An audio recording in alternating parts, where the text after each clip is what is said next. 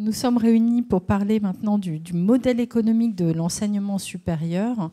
Quel modèle économique pour demain? Et j'aurai le plaisir de co-animer cette table ronde avec Jean-Marc Poitras du Crédit Coopératif. Il dirige le département de l'ESS dans une banque qui est très implantée, la banque de référence de l'ESS. Voilà. Nous avons autour de nous un panel brillant et très diversifié, représentatif d'une grande diversité de l'enseignement supérieur. Nous avons donc à ma droite, je confonds toujours ma droite et ma gauche, donc à ma droite Gilles Glaise, directeur exécutif de Centrale Supélec Exed et ancien directeur général adjoint. Et il est également animateur du groupe modèle économique de l'Université Paris-Saclay. Nous avons Olivier Labou, président de l'Université de Nantes, et également président de la Fondation de l'Université de Nantes. Et il a une autre casquette, mais ce n'est pas avec celle-ci qu'il interviendra aujourd'hui. Il est vice-président de la CPU. Merci d'être avec nous. Nous avons également Delphine Manceau, directrice générale de Neoma Business School, qui s'occupait auparavant des partenariats entreprises ESCP, donc qui a peut-être participé par le passé à cette conférence.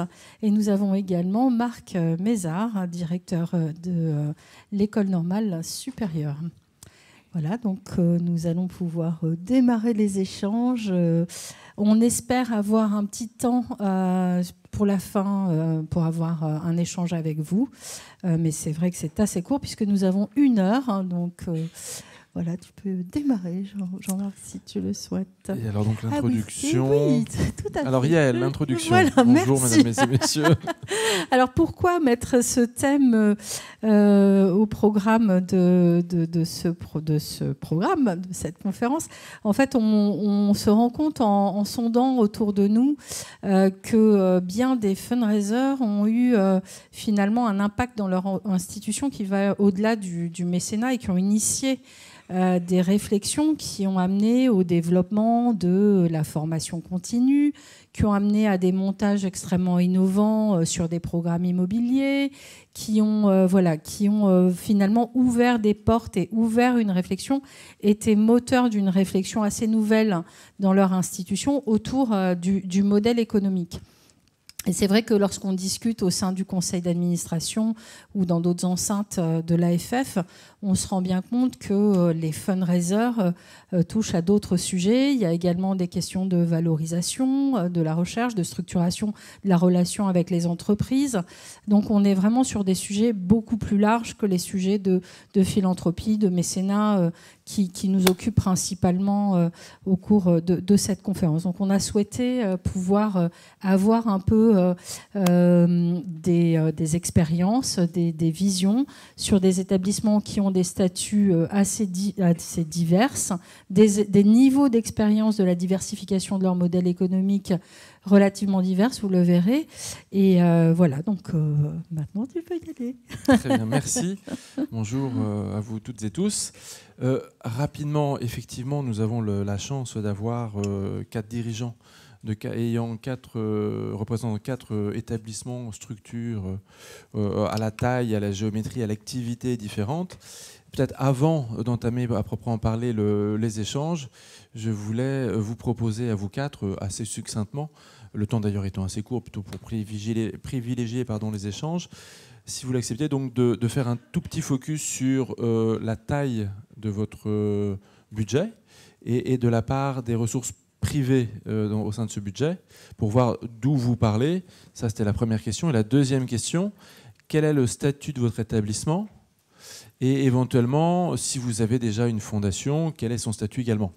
Voire, pourquoi pas, si vous participez à un rassemblement, parce que je crois que ça peut jouer aussi dans le modèle économique, un rassemblement d'universités ou d'établissements en général, quel est-il?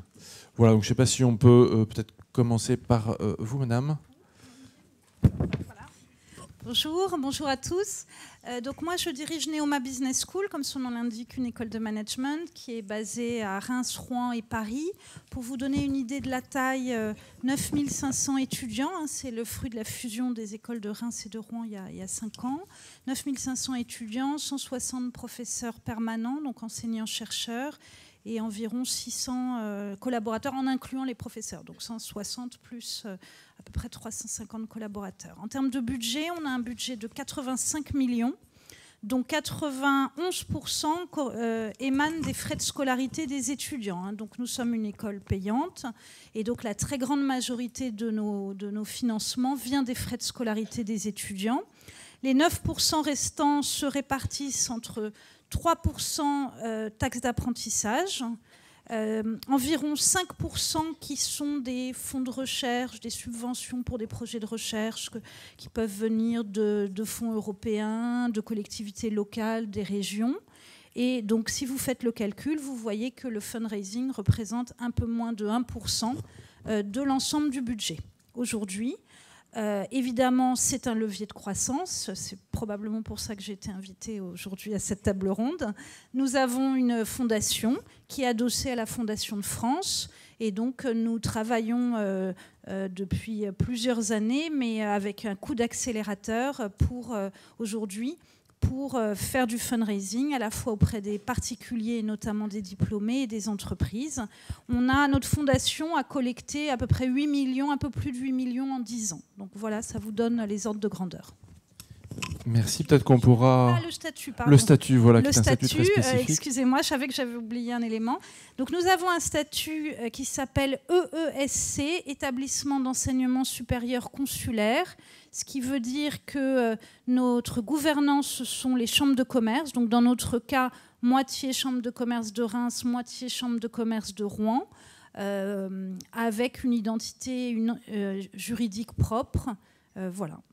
Peut-être qu'on pourrait y revenir, merci beaucoup, juste après, parce que ce statut comporte des particularités qui doivent normalement permettre ou faciliter la diversification des ressources. Non, tout à fait, merci, c'est parfait comme ça. Monsieur Glaise, sur tes différentes casquettes, quels sont les grands chiffres et les statuts? Donc, Centrale Supélec, moi je me suis occupé du périmètre, on va dire, privé ou économique de l'école pendant un certain nombre d'années. Et Centrale Supélec, c'est une école qui dépend, qui a quasiment le même statut qu'une université. Ça s'appelle grand établissement, mais c'est sous tutelle du MESR, donc c'est totalement public.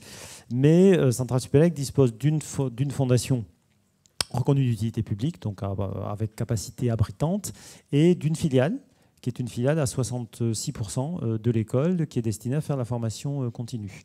L'ensemble du périmètre, établissement public plus filiale plus fondation, fait un gros 100 millions d'euros de recettes. Et là-dessus, il y a à peu près 50-55 millions de recettes, on va dire, qui ne sont pas la dotation de base du ministère. Voilà, à peu près. Donc on est à plus de la moitié de ressources. Alors, c'est pas, je ne dis pas privé, parce que dedans, il y a du public, il y a du privé, il y a du parapublic, etc. Mais en tout cas, de recettes que l'établissement va chercher et qui ne sont pas la dotation de base. Alors, je dis peut-être les grandes masses. L'apprentissage là-dedans. Alors, si je prends les grandes masses, il y a à peu près 15 millions sur la recherche. Et la recherche, c'est à la fois du bilatéral, mais c'est aussi beaucoup d'appels à projets, les régions, l'Europe, etc. Donc ça, dans les écoles d'ingénieurs, c'est important. Il y a la formation continue qui fait 12 millions d'euros. La formation continue, c'est des programmes pour des entreprises. Ça inclut aussi toute une série de diplômes d'établissement de type master spécialisé qu'on met dedans.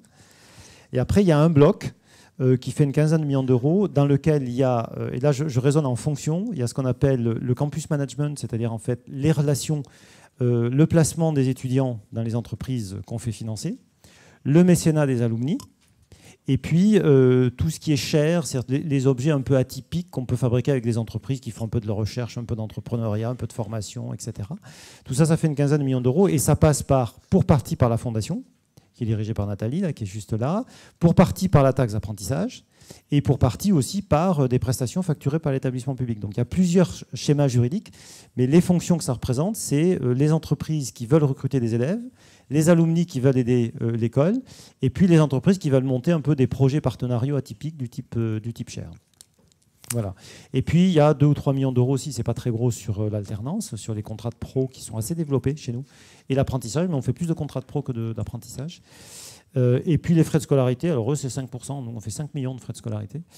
Et encore, on a défrayé la chronique puisqu'on a triplé les frais de scolarité en 2 ans, mais on reste encore à des montants assez faibles. Voilà à peu près le panorama. Merci beaucoup. Monsieur Labou. Mais, ravi d'être avec vous. Ravi également, si vous permettez, c'est très rare d'avoir une ambiance gémellisée avec autant de femmes. C'est très rare, donc voilà. Université, c'est un établissement public à caractère scientifique, culturel et professionnel. Bon, c'est pas un scoop.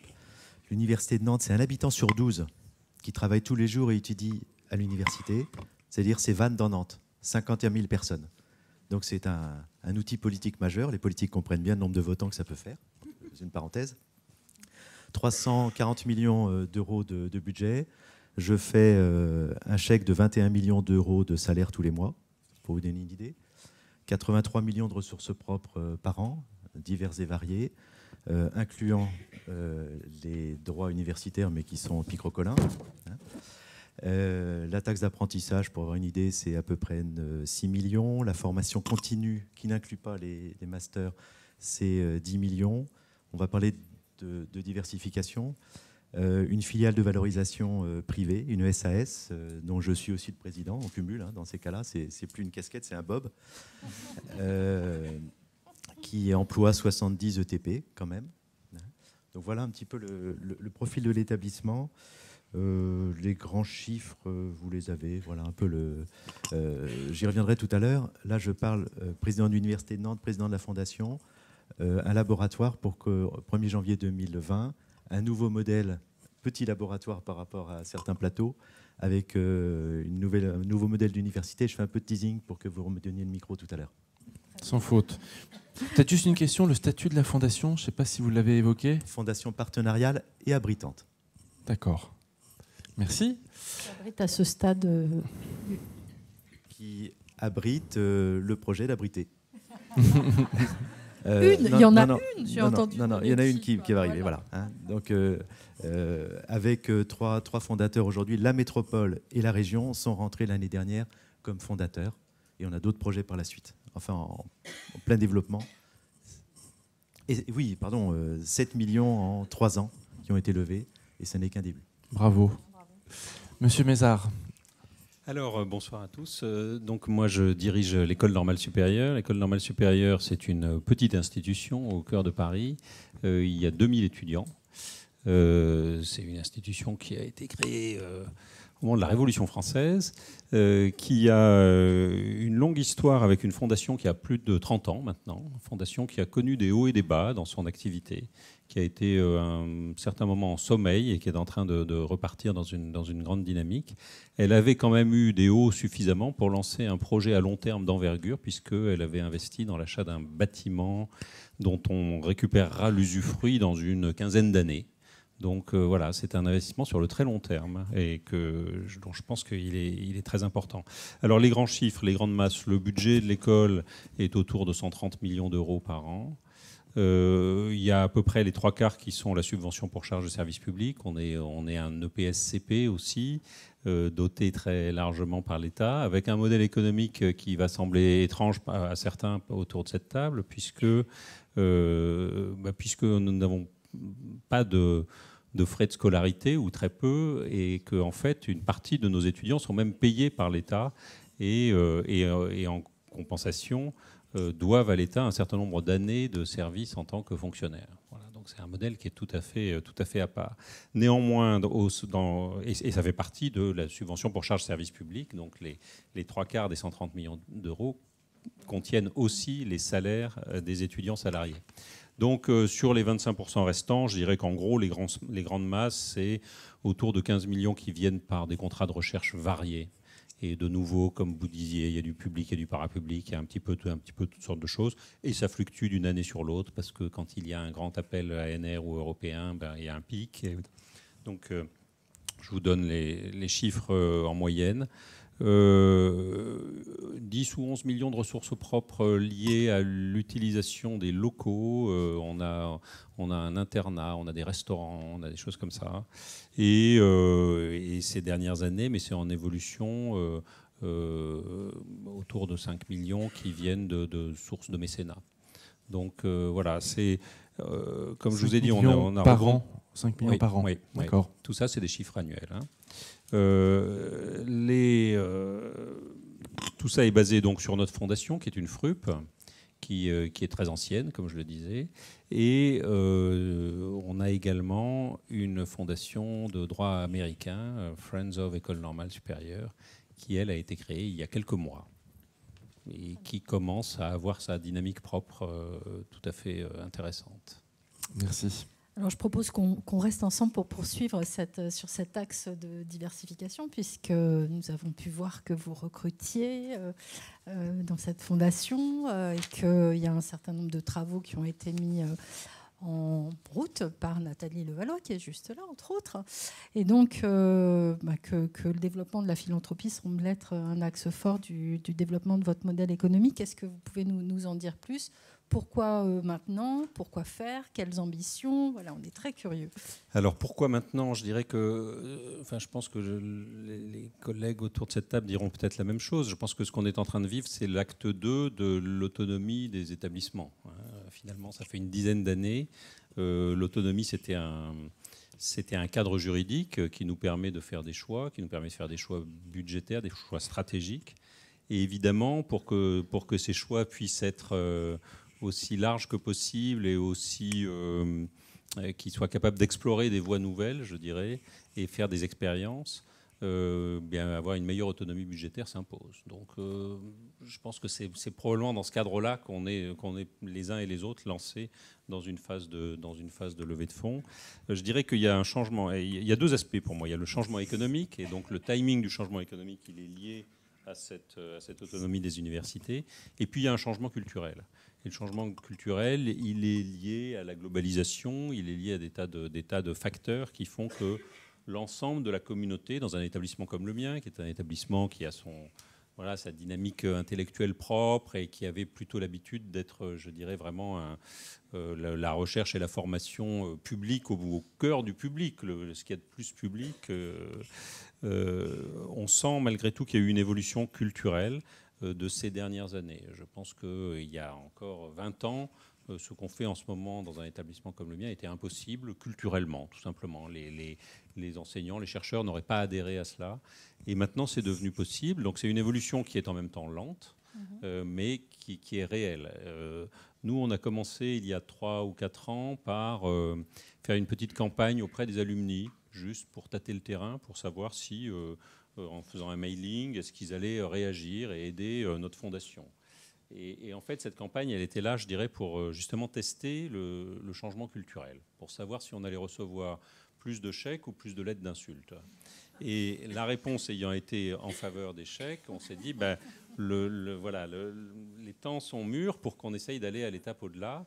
Et donc, c'est là qu'on a décidé de se lancer. On a fait faire toute une étude et on a décidé de recruter et de se lancer dans une vraie campagne de levée de fonds en identifiant aussi des potentiels grands donateurs, etc. Voilà, je pense que je voulais corréler le changement de modèle, l'évolution du modèle économique avec l'évolution aussi du contexte culturel, et signaler que dans la petite expérience qui est la mienne aujourd'hui, qui n'est pas encore qui n'a pas beaucoup d'ancienneté, on sent aussi qu'il y a quelque chose sur lequel on est tous en train de travailler, c'est un changement culturel du point de vue des donateurs. Parce que, évidemment, ça ne surprendra probablement personne dans cette salle, mais la réponse qu'on peut avoir à l'étranger, moi je contacte les alumni aussi à l'étranger, principalement en Angleterre et aux États-Unis, la réponse n'est pas la même. Le rapport à son alma mater est très... Voilà, pour un Américain ou pour un Normalien qui fait sa carrière aux États-Unis, c'est extrêmement normal d'être contacté, d'être démarché par son alma mater qui lui dit voilà, on a tel et tel grand axe, tel grand projet. Donc ça se traduit de manière très claire par le fait que le rapport aux dons n'est pas le même et d'ailleurs les ordres de grandeur des chiffres dont on parle ne sont pas les mêmes non plus, du coup. Justement, vous parlez de quel ordre de grandeur de chiffres en termes d'objectifs de campagne de collecte ? On est encore dans une phase silencieuse, donc je ne vais pas afficher mon objectif de campagne, mais ça sera une campagne qui sur 5 ans, sera certainement en un certain nombre de dizaines de millions d'euros. Voilà. Autour de quelques grands axes thématiques. Autour de 3 grands axes thématiques, un axe de recherche. Nathalie me surveille, donc excusez-moi, mais elle est là. Si je lâche le morceau, elle va m'en vouloir terriblement. Donc, les axes thématiques, on a 4 grands projets de recherche qu'on met en avant, qui sont des projets de recherche transverses. On a un axe autour des bourses des étudiants, puisqu'en fait, on a, à côté de nos élèves qui ont le salaire dont je parlais tout à l'heure, on a aussi 40% de nos étudiants qui, eux, ne l'ont pas. Et donc, pouvoir faire de l'accompagnement sur critères sociaux ou parfois sur des axes thématiques, des bourses thématiques sur des cibles très particulières. Par exemple, les étudiants qui font des parcours médecine-sciences, médecine-humanité à l'école normale. Et puis le dernier qui est sur de la rénovation du patrimoine. Voilà à peu près les grands sujets. Bien. Merci. J'espère qu'on n'a pas défloré trop de choses confidentielles à ce stade. Monsieur Labou, côté université de Nantes, enfin fondation l'université de Nantes, quels sont les axes forts de votre diversification? Alors on a entendu que vous étiez très impliqué, que vous mouillez votre chemise sur les sujets, en particulier auprès des entreprises, mais pas que. Donc on est très curieux d'en savoir plus. Oui, on mouille le maillot. Ça c'est sûr, je ne suis pas temps plein. Le Bob aussi. Le Bob aussi, je ne suis pas temps plein comme Barthélémy Jobert, je crois ce matin a annoncé qu'il avait cette chance effectivement Mais j'ai choisi il y a 3 ans, après avoir eu la création d'une fondation, en gros parce qu'il fallait le faire après la loi LRU, en disant c'est la bouffée d'oxygène liée au désengagement de l'État tel qu'on pouvait le sentir à l'époque. 3 ans, je me dis, qu'est-ce qu'on fait? Est-ce qu'on arrête ou est-ce qu'on investit? Parce que finalement, c'était un petit peu plat. On faisait des choses formidables qui avaient du sens. Et là, je me dis, là, il faut investir. Il faut investir pour mouiller le maillot, certainement politiquement, c'est-à-dire relancer la fondation, investir, et elles sont là, juste devant, donc je fais attention aussi à ce que je dis, sur la professionnalisation, l'engagement, une équipe qui connaît son métier, parce que ce n'est pas un métier naturel pour nous-mêmes. Donc, on délègue à nos complices, et puis avec 2 messages. Le premier, c'est peut-être effectivement la levée de fonds, combien d'euros sur... mais c'est aussi un autre aspect auquel je tiens beaucoup, c'est la médiation. Là, nous sommes en train d'imaginer un nouveau modèle d'université, très modestement, mais à notre échelle, qui décloisonne les modes de pensée, les pratiques, les cultures. Le fait d'avoir cette fondation, au-delà des activités magnifiques en santé, industrie du futur, différents sujets qu'on pourra voir tout à l'heure, c'est de dire, là, nous avons un vecteur qui fait jaser, comme on dit au Québec, qui fait parler de lui, qui fait partie de l'université décloisonnée, et la capacité sur une métropole de ne plus être en défiance, en concurrence les uns les autres, mais d'être tous derrière. Alors un t-shirt, une casquette, un chapeau, comme vous voulez, commun, l'université, on n'a pas encore le nom, et nous avons un comité des ambassadeurs qui véhicule, qui porte ce message de décloisonnement, du jeu collectif. Et j'attache autant d'importance à cette médiation qu'aux actions et aux résultats. L'un ne va pas sans l'autre. Et ça, c'est absolument déterminant. C'est peut-être pas classique, je ne sais pas, mais en tout cas, sur notre territoire, c'est comme ça qu'on peut le défendre. C'est pour cette raison que et la métropole et la région sont rentrés comme fondateurs de la Fondation. Dans le cadre du projet avec de nouvelles universités avec 4 fondateurs, il y a donc, je mets en avant l'Université de Nantes, il y a l'École centrale de Nantes, mais également le CHU. C'est le seul cas en France où un CHU est fondateur d'une université, alors que partout dans le monde, le CHU est dans l'université. Et l'INSERM, en tant qu'organisme national, c'est le seul cas où un organisme national est fondateur. Donc on va pas à pas, avec une trajectoire, voir comment on peut rapprocher les différents outils, le fonds de dotation du CHU et la fondation de l'Université de Nantes, par exemple. Quand l'université va être créée, on va porter le même message ensemble et voir comment on peut, juridiquement, administrativement, mais enfin on sait comment faire, avoir un message commun dans le domaine de la santé, par exemple. Et ça, on va être gagnant-gagnant, on ne va pas être en concurrence.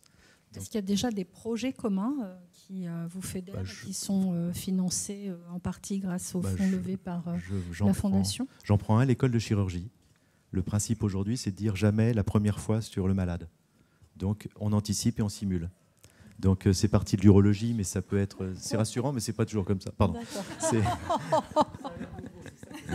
Non, je suis dans le domaine de la santé, donc c'est plus facile pour moi de prendre cet exemple. Dans l'école de chirurgie, c'est un travail qui a été fait avec l'université et le CHU.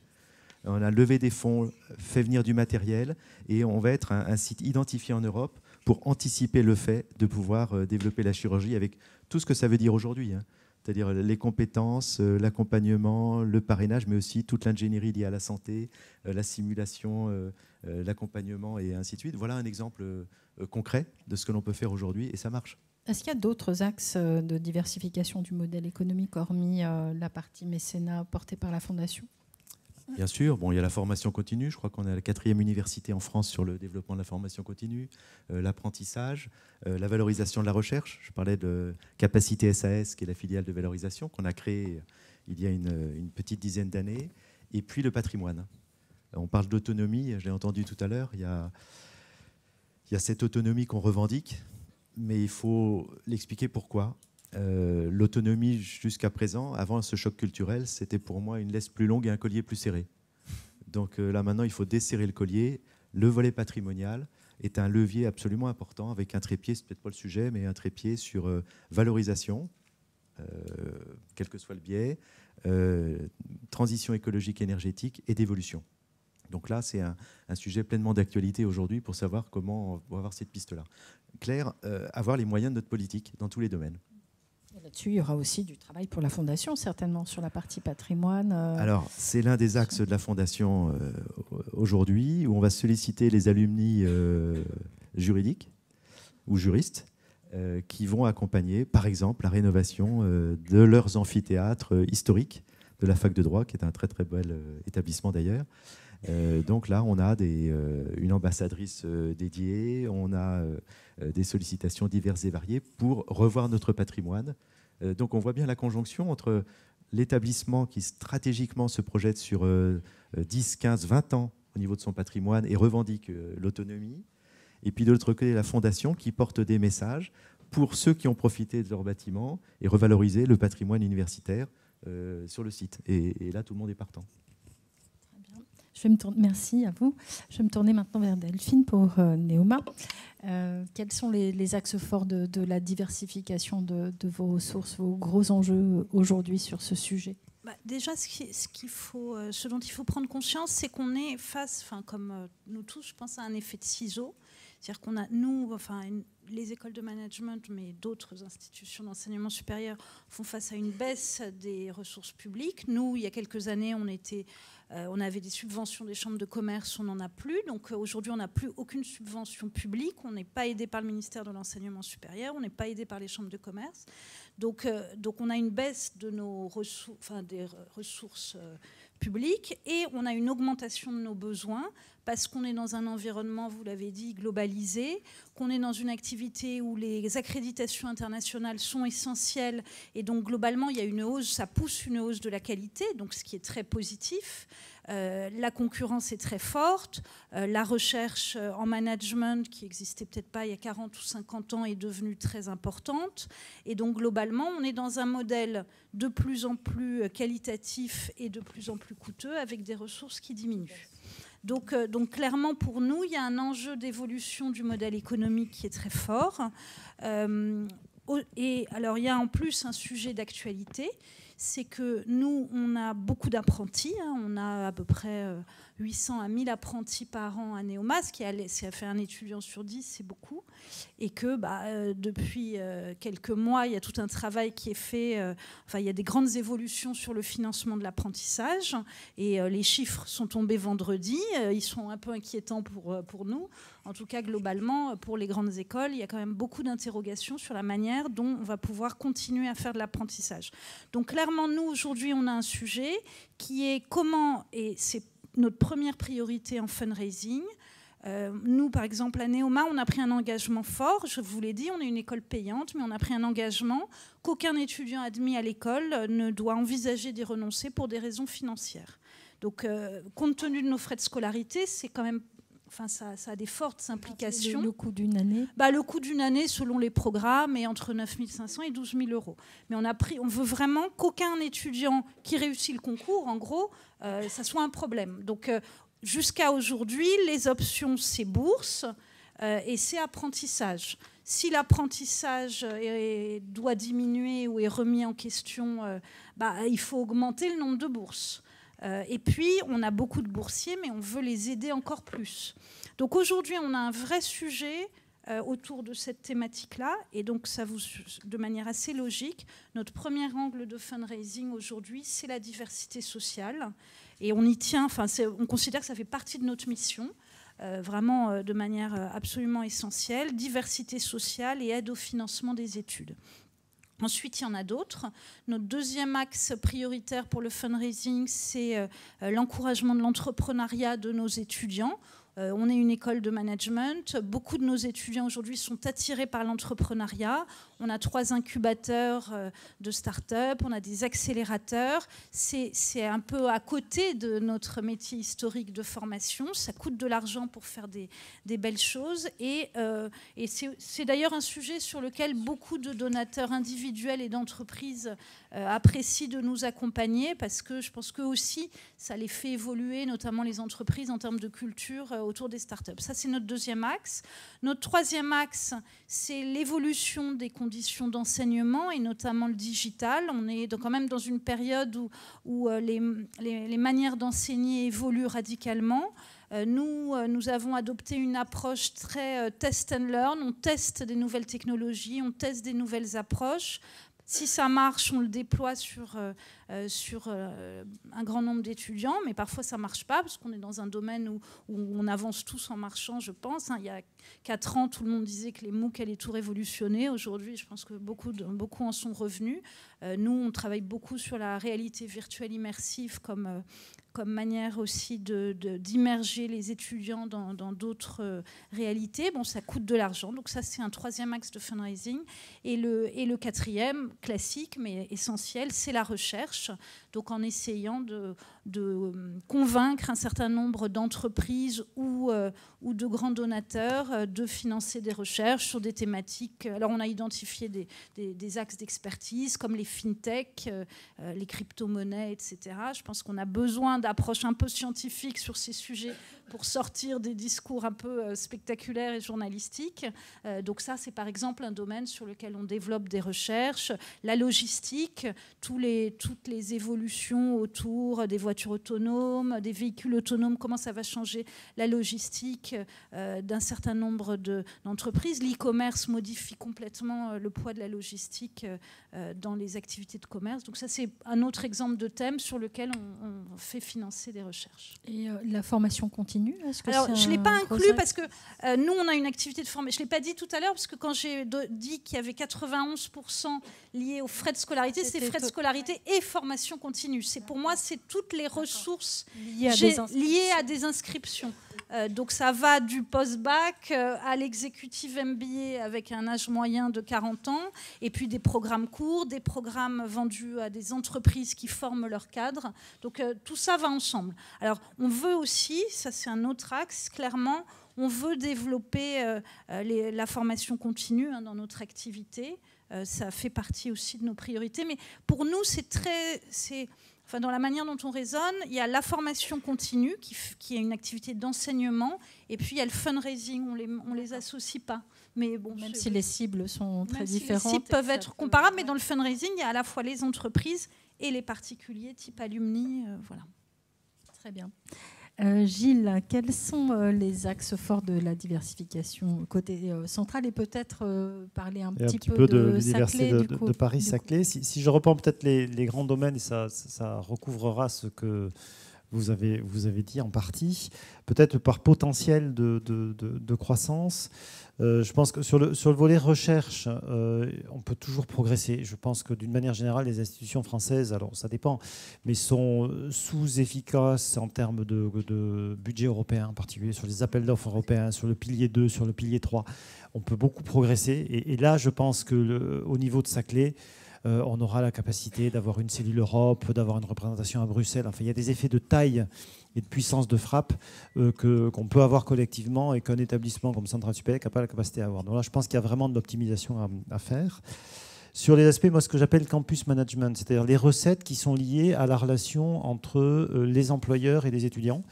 Donc ça inclut, nous, toute une série de programmes qui passent souvent par du mécénat, mais qui sont des programmes dits de partenariat. Et ça inclut aussi la taxe d'apprentissage et l'alternance.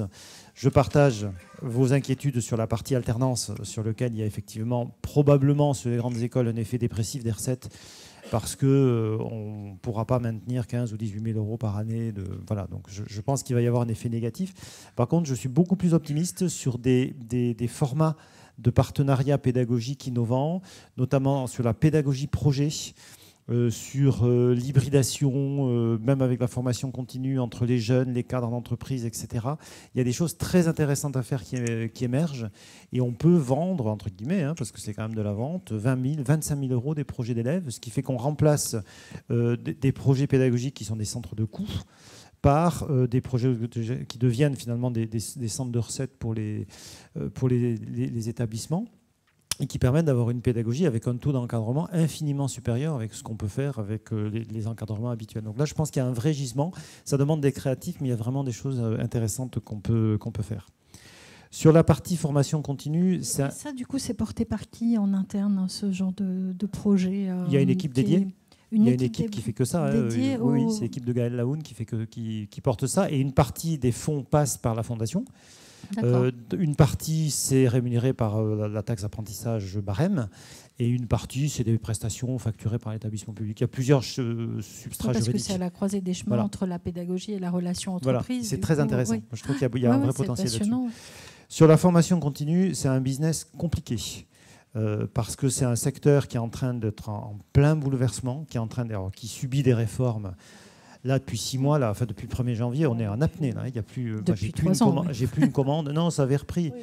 Mais là, en janvier, il n'y a plus une commande. Là, les OPCA ne font plus rien. Donc, c'est vraiment un business qui est soumis à des chocs assez puissants, assez forts, qui est en train de se splitter entre une activité plus B2B, grand compte, qui est très exigeante en termes d'innovation, et qui nous demande de faire du digital, de la pédagogie immersive, de l'expérientiel, des choses sur lesquelles finalement la formation continue est très en avance sur la formation initiale là-dessus, et on n'a pas toujours les compétences qu'il faut. Et une activité plus B2C qui, elle, va être tirée vers le bas par le CPF, qui va être sur des plateformes, sur du online, etc. Donc c'est une activité à laquelle je crois, moi que j'aime beaucoup parce que c'est mon cœur de compétences, mais c'est une activité qui est dure, dont les marges ne sont pas considérables, et je pense qu'il y a beaucoup d'illusions dans l'enseignement supérieur sur le potentiel de la formation continue en termes de recettes et de contributions, parce que c'est un métier qui est très particulier. Voilà, bon, ça c'est ce que je dirais. Sur les frais de scolarité, nous, on n'a pas la main, puisque c'est vraiment les tutelles. Donc, sur l'université de Paris-Saclay, on fait l'hypothèse que ça sera flat, en fait, que ça ne bougera pas. Et après, il y a d'autres choses à regarder. Alors, sur l'aspect fondation, mécénat, quand je dis fondation, c'est mécénat alumni. Centrale Supélec, on sort d'une période un peu dorée, où on a eu un super projet immobilier à financer, et ça, c'est vraiment une des causes les plus emballantes pour des donateurs. Donc, quand ça se termine, c'est un peu dur. Voilà. On sort aussi d'une phase où on a eu un directeur qui était extrêmement charismatique, qui était un superbe vendeur, qui était Hervé Biosser, donc du coup qui emportait. Et là maintenant on a un nouveau directeur, il y a un changement de discours, donc c'est plus compliqué de gérer ce genre de transition. Oui, et puis il y a le fait que les donateurs nous disent mais je donne à Centrale, je donne à Supélec, je donne à Saclay, je ne sais plus à qui je donne. Donc aussi les mutations de périmètre perturbent un peu les donateurs qui sont quand même, vous l'avez dit, sur une logique d'affiliation à une alma mater, et là, l'alma mater, on ne sait plus laquelle c'est. Donc c'est vrai qu'on est sur une phase d'intercampagne qui est un peu compliquée à gérer, après avoir passé quelques années de superbes réussites.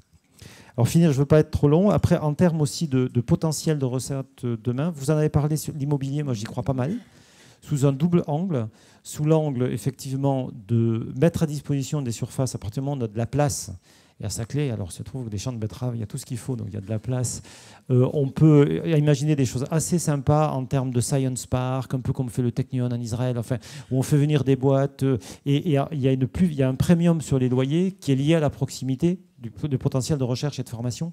Donc c'est une autre façon de faire du lien avec les étudiants ou avec les gens enseignants-chercheurs, en localisant des entreprises, en hybridant les surfaces. Donc là, il y a des choses, je trouve, intéressantes à faire.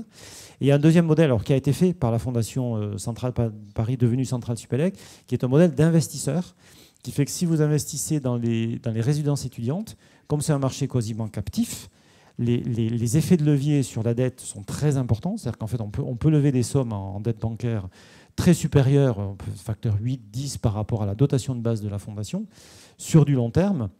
Et du coup, la fondation peut générer pour le profit de l'université un capital immobilier qui nous fait entrer dans une logique d'endowment à l'américaine. Le banquier ici présent est à votre disposition. Et là, il y a aussi des montages intéressants à faire. Alors, c'est un peu ce que vous disiez sur Normal Sup. On est sur du 20, 30, 40 ans. On n'est pas sur demain. Oui. Mais ça permet à long terme, et dans un contexte de dévolution des terrains, il y a une carte à jouer, ça permet aussi de constituer du patrimoine pour l'université. Donc là, il y a vraiment des choses à regarder, quoi. Voilà. Et puis, tout ce qui est transfert valo, je n'ai pas trouvé de modèle gagnant de l'argent en France. C'est très utile d'un point de vue sociétal, mais je ne suis pas sûr que ça finance vraiment les établissements. Tout ce qui est, vous savez, valorisation de la propriété intellectuelle, tous les brevets, etc. Et puis, il y a l'État, et puis je ne vais pas aller plus loin, prise de participation, tout ça.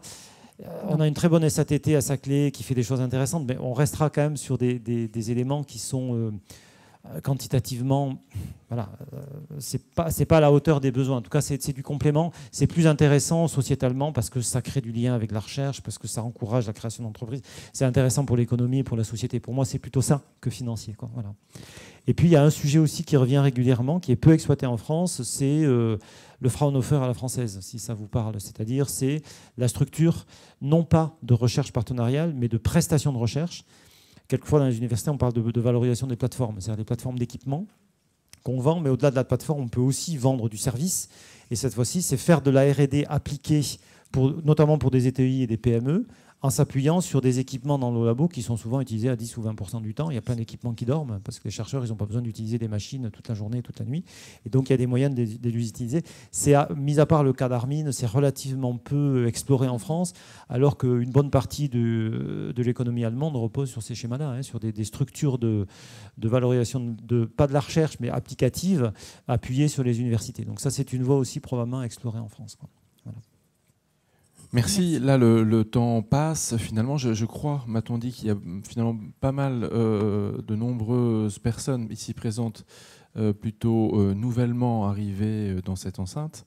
Et donc, si vous aviez chacun un conseil d'une bonne pratique de votre expérience que vous pourriez proposer aux participants aujourd'hui, sur l'idée, si vous devez diversifier vos ressources, qu'est-ce qui a bien marché dans votre projet ? Qu'est-ce qui a bien fonctionné ou éventuellement qu'est-ce qui n'a pas bien marché et vous recommandez de ne pas reproduire? Quels conseils en 1 ou 2 minutes ou 3 minutes pour ensuite une discuter, bonne question à se poser. Ou une bonne question à se poser. Quels conseils pourriez-vous donner à l'assistance? Monsieur Labou. Peut-être l'implication aussi du président. Je crois que la gouvernance, c'est un rôle clé. C'est exactement ça. Première question, quel sens ça a? On est soumis à des appels à projets en permanence. On est dans l'urgence au quotidien, on se questionne sur le sens que l'on a dans notre action. Donc, premier élément, quel sens ça a? Est-ce que c'est lié à notre contrat qu'on a avec la nation? À quoi sert une université aujourd'hui? Comment on la finance? Et ça, c'est une vraie question. Est-ce qu'on la finance comme l'école ou est-ce que collège, lycée ou primaire ou pas? Ça, c'est une question. Et en quoi est-ce qu'on peut apporter de vraies réponses à des questions qui sont par nature complexes? On pose ça. Dans ce cadre-là, quelles sont les actions qui peuvent avoir du sens? L'immobilier, le patrimoine. Est-ce qu'on va valoriser en mettant, puisque maintenant on a cette possibilité, un fournisseur de boissons caféinées qui ne paye pas ses impôts en France? Ce n'est pas le même sens que si on a des biotech juste en face des labos de santé. Voilà, c'est pour ça que je dis qu'il faut ce sens. Après, effectivement, c'est ce que j'allais mettre en avant, c'est un portage politique fort, sans discussion et totalement engagé. Sans ça, ça ne marche pas. On coche la case, on a ça, on a ça, on a ça, mais ça n'entraîne pas les choses. Donc pour moi, c'est une vraie conviction. Un président d'université, c'est un politique. Point. Mon rôle est 100% politique. On est acteur des politiques publiques à part entière et non pas entièrement à part. Est-ce que ça fait partie des sujets que vous abordez au sein de la CPU? Je vais un petit peu plus loin, hein, puisque je suis nouvellement vice-président, mais je n'étais pas là pour ça. Oui. La CPU doit être un organe de lobby politique. Donc très modestement, si en 2 ans, je peux faire bouger les choses, de manière à ne pas être en réponse à des injonctions contradictoires ou à répondre à des éléments techniques, je pense que là, on aura gagné. Ça veut dire que on doit fédérer davantage au niveau politique l'ensemble de la diversité, et elle est riche cette diversité, de tous les établissements. Moi, c'est mon engagement. Alors peut-être que on n'y arrivera pas, mais comptez sur moi. On compte sur vous, merci. Merci beaucoup. Monsieur Mézard, quelles recommandations pourriez-vous faire à l'assistance ? Je n'ai pas de recommandations à faire. Tout ce que je veux dire, c'est que quand on se lance dans ce genre d'aventure, je trouve qu'il y a de contre-coups très positifs qui sont en particulier du côté de la dynamique interne. C'est-à-dire qu'en fait, finalement, ça amène un établissement à s'interroger sur l'explicitation et l'appropriation par toute la communauté des grands choix stratégiques. Qu'est-ce qu'on va mettre en avant ? Ensuite, on va mobiliser des chercheurs, des enseignants, etc., pour qu'ils viennent aussi discuter avec des entreprises. On a beaucoup, nous, une bonne partie de notre activité est liée à des chaires de mécénat.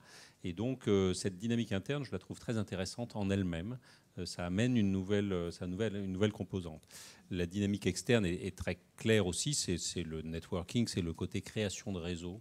Et ensuite, peut-être que l'autre élément que je voulais mentionner, parce qu'on est plusieurs autour de cette table à être aussi inscrits dans un regroupement. Donc nous, l'école normale, c'est PSL à Paris. Et il faut trouver la bonne échelle. Il faut trouver la bonne échelle pour chaque action. Donc PSL, ça nous a permis, par exemple, de créer une cellule, vous en parliez tout à l'heure, d'accompagnement aux projets européens, par exemple, enfin, aux gros contrats de recherche, aux gros projets.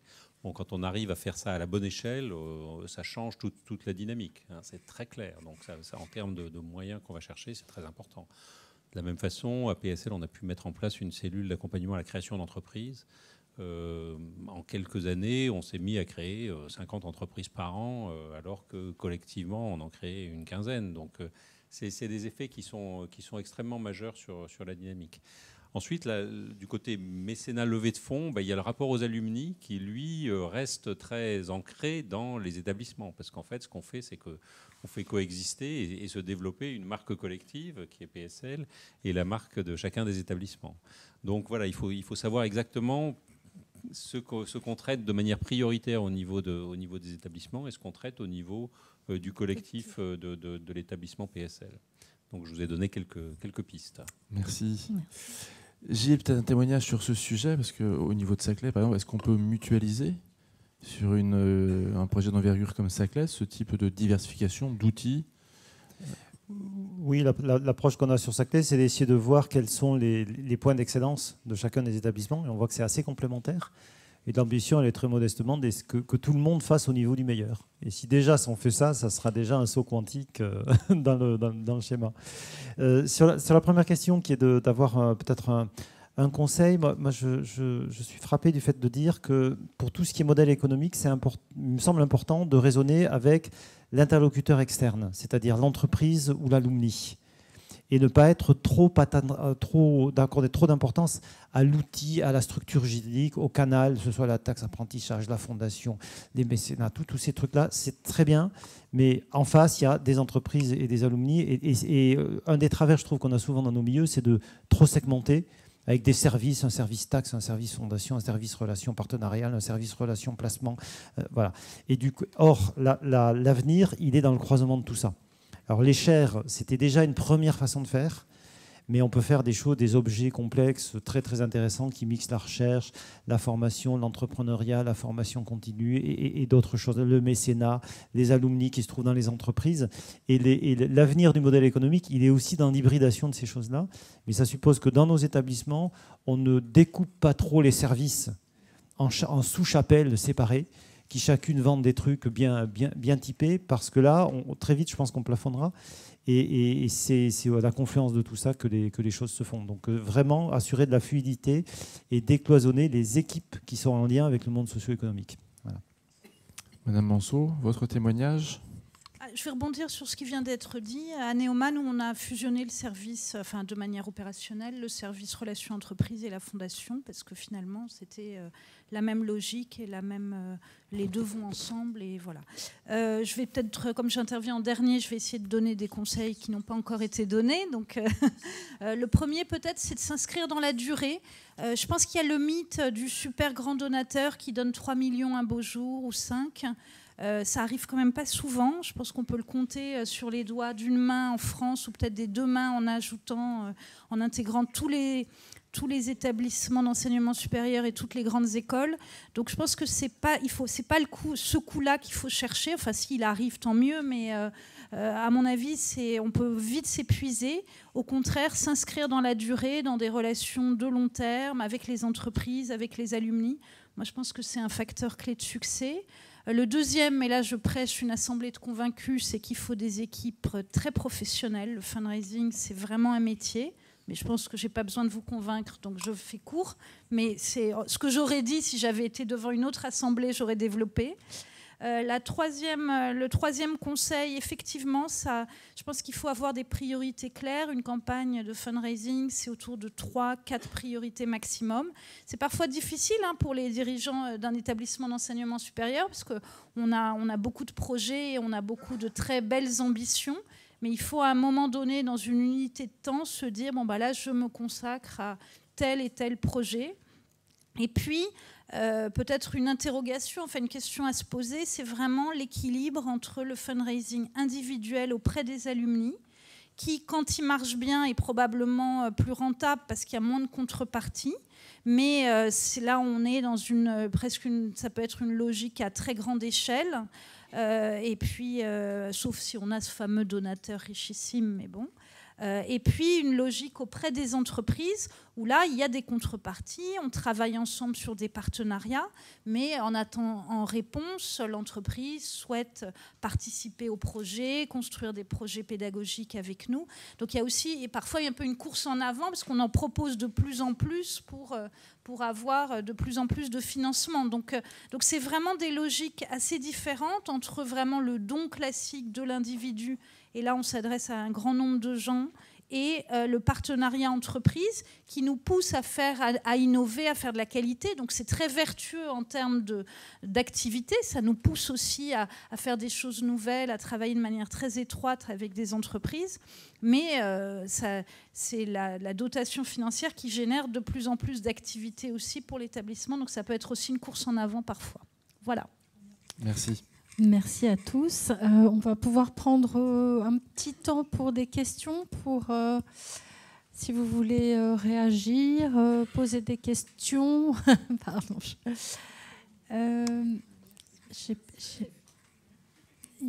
Non, personne. Petite main levée, non. Oui, Mélina. Merci. Gilles, pour rebondir sur ce que tu disais, justement, dans les institutions, quand les départements sont assez sectorisés, comment faire justement pour amener à cette conduite du changement et à faire en sorte que les démarches vis-à-vis notamment des entreprises soient plus intégrées? Et est-ce que tu peux peut-être donner un exemple d'un modèle un peu hybride dont tu parlais? Après, ça peut être des rapprochements. Donc, à Centrale Supélec, on avait une logique de direction du développement qui servait à ça. Donc, moi, c'était ma fonction, c'était effectivement d'intégrer tout ça. Ça, c'est une approche.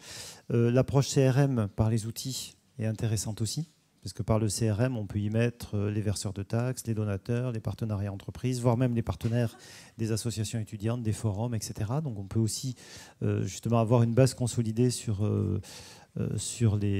tous les partenaires externes. Et puis, je trouve que ce qui manque dans nos établissements souvent aussi, c'est des profils de type chef de projet. C'est-à-dire des gens qui ont la capacité à monter des objets un peu hybrides.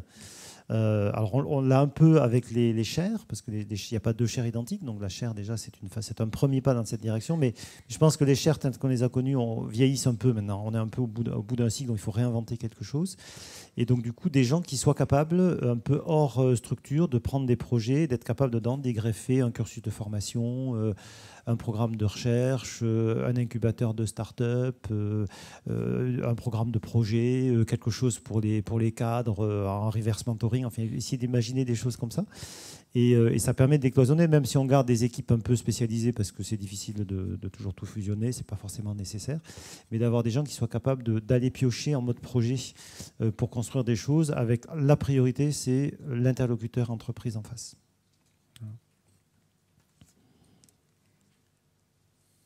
Monsieur. Oui, bonsoir, Thierry Giordano du CIRA, donc centre de recherche, pas du tout établissement d'enseignement supérieur, et donc pas d'alumni, donc déjà on élimine. Mais je suis assez frappé par ce qui a été dit ici. J'ai l'impression qu'il y a une déconnexion entre l'accent qui est mis sur le mécénat, sur les alumni au cours de cette conférence, et les moyens de diversification des revenus qui vont bien au-delà de ça et qui paraissent vraiment prometteurs dans d'autres domaines. Et ce que disait M. Claes, notamment sur tous ces modèles hybrides de relations avec les entreprises.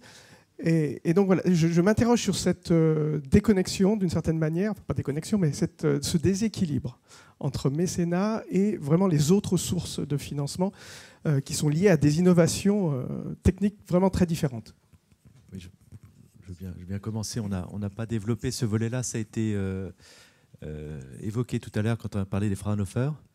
La filiale capacité SAS, en fait, c'est ça. Et on peut aller plus loin. On peut imaginer des bi-appartenants. C'est-à-dire que si je prends l'IRT Jules Verne, il n'y a que 8 IRT, on peut imaginer des personnes qui sont par moitié financées par l'IRT, par moitié financées par l'université. Et là, on fait le lien. On peut expérimenter plein de choses finalement. Et là, dans le cadre du label ICIT que nous avons eu, 206 entreprises ont soutenu. Elles n'attendent qu'une chose, c'est qu'on s'entende mieux, que quand elles arrivent devant une unité mixte de recherche, ils sachent clairement où signer un contrat collaboratif, où signer une formation et ainsi de suite, qu'on leur simplifie la vie. Donc là, il y a un enjeu derrière, on ne l'a peut-être pas évoqué, mais colossal, 206 entreprises qui se disent nous, on parie sur cette lisibilité. C'est lisible à l'international parce qu'on n'a plus expliqué le Moyen-Âge, Napoléon et mai 68. C'est lisible pour les entreprises et c'est aussi lisible, j'y tiens, pour les familles qui n'ont pas les codes pour comprendre la complexité de notre organisation de SR en France. Je rajoute juste un petit mot. On a évoqué, sans rentrer dans les détails, tout ce qui a trait à la valorisation du patrimoine immobilier, la dévolution du patrimoine, qui est quand même une piste considérable pour les années à venir. C'est vrai qu'on ne l'a pas développé ici, c'était peut-être pas le sujet principal de la table ronde, mais ça me semble être un axe de travail énorme. Avec de grands risques si c'est associé à la logique de mécénat et de contrepartie, où il peut y avoir une fuite en avant. Ça, c'est peut-être un point aussi qu'on n'a pas trop souligné, parce que tout à l'heure, on a tous donné des chiffres en termes de recettes, mais on n'a pas assez la culture dans l'établissement de la contribution à l'établissement. Je veux dire, le mécénat alumni, pour 100 collectés, il y a 80 pour l'établissement. Formation continue en recherche partenariale, pour 100 collectés, il y a 10 pour l'établissement. Donc voilà, donc 5 millions d'euros de mécénat alumni, c'est beaucoup plus contributif. Quand je ne parle pas des équipes d'enseignants et de recherche, parce que sur un contrat de recherche, mais au niveau de l'établissement, pour piloter des projets stratégiques, de l'expansion, etc., c'est plus la marge de contribution qu'il faudrait regarder. Et de ce point de vue-là, le mécénat et les fondations sont beaucoup plus contributifs que d'autres activités. Donc on a tendance un peu à écraser les choses de ce point de vue-là. Il y a peut-être un sujet, j'avais entendu certains de vos confrères présents à l'université expliquer que la marge de manœuvre supplémentaire de la ressource publique, même sur un budget de plus de 300 millions d'euros, était annuellement pas immense, alors que le mécénat, en apportant 2 ou 3 millions éventuellement de fonds plus ou moins affectés, a apporté une part très substantielle de la marge de manœuvre que vous avez chaque année. D'autant plus qu'on parle en coût complet. Donc ce n'est pas le bonus du contrat qui va permettre de...